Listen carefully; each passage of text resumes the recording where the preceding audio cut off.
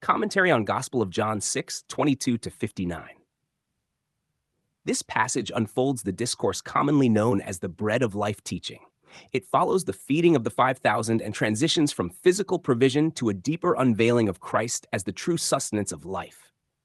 The movement of the text shifts from seeking signs to receiving substance, from temporal satisfaction to covenantal fulfillment. 1. The misguided pursuit. John 6:22-27. The crowd searches diligently for Jesus, not because they perceive the sign, but because they experience the benefit of it. Their pursuit is driven by appetite rather than revelation. The feeding of the 5,000 becomes a symbol misunderstood. They saw bread multiplied but missed the one signified. Jesus redirects their focus. Open quote. Labor not for the meat which perisheth, but for that meat which endureth unto everlasting life. Close quote. This introduces a contrast between two economies: perishable provision tied to the old order, enduring life rooted in the Son of Man. The instruction is not about striving, but about recognizing what the Father has already sealed in the Son. The emphasis shifts from human effort to divine authentication. Number 2, the work of God revealed. John 6:28-29. The question arises, what shall we do that we might work the works of God? The answer dismantles performance-based thinking. Open quote. This is the work of God, that ye believe on him whom he hath sent. Close quote. The work is singular, not plural. It is not an accumulation of deception of a person. Belief is not effort but alignment with what has already been accomplished through the sending of the Son. Number 3, the true bread from heaven. John 6:30-40.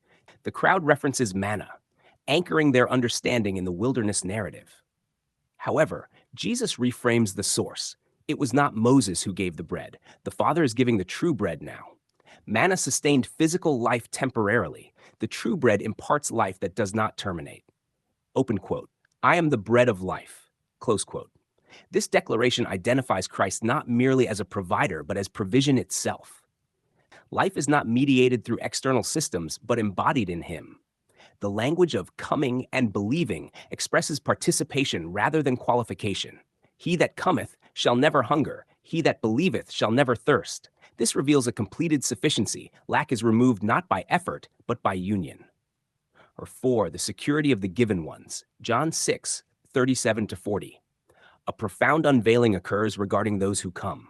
Open quote. All that the Father giveth me shall come to me. Close quote. The initiative originates with the Father, not human will. The coming is the evidence of being given, not the cause of it. Further, I will in no wise cast out, absolute acceptance. I should lose nothing, total preservation. Raise it up at the last day, covenantal completion.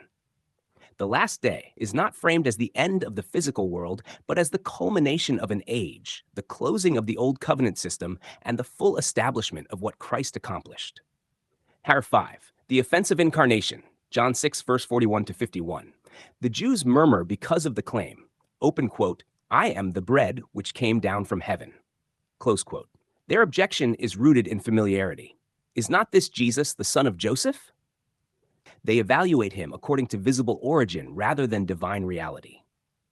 Jesus responds by shifting the basis of understanding. No man can come except the Father draw him. The drawing is not coercion but revelation, an inward illumination that aligns the hearer with truth. Open quote. Every man therefore that hath heard and hath learned of the Father cometh unto me.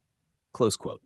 Hearing and learning are internal processes, not external compliance.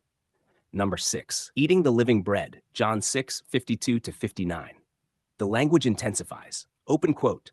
Except ye eat the flesh of the Son of Man and drink his blood, ye have no life in you. Close quote. This is not a literal call to physical consumption, but a metaphor of participation in his life, death, and fulfillment. Key realities expressed. Eating equals internalizing his finished work. Drinking equals receiving the life poured out. Abiding equals continual union, not intermittent experience. Open quote. He that eateth me, even he shall live by me. Close quote. Life is no longer sustained by adherence to law, but by participation in Christ himself. The contrast becomes clear. The fathers ate manna and died. Those who partake of this bread live the bookless. This life is not postponed but present. It is the realized life of the age fulfilled in him. 7. Covenant fulfillment and reality. This discourse stands as a turning point. It transitions from shadow to substance, from external provision to internal life, from law-based sustenance to Christ as life. The emphasis throughout is not on human qualification, but on divine completion. The bread is given, the life is present, and the invitation is to receive what has already been accomplished. Summary insight. John 6:22-59 reveals the insufficiency of seeking signs without understanding, the singularity of belief as participation, not effort, Christ as the embodiment of life, not merely its source, the security and completeness of those given to him, the transition from old covenant symbols to fulfilled reality. The discourse dismantles systems of striving and replaces them with the sufficiency of Christ as the living bread, fully given, fully received, and fully sustaining.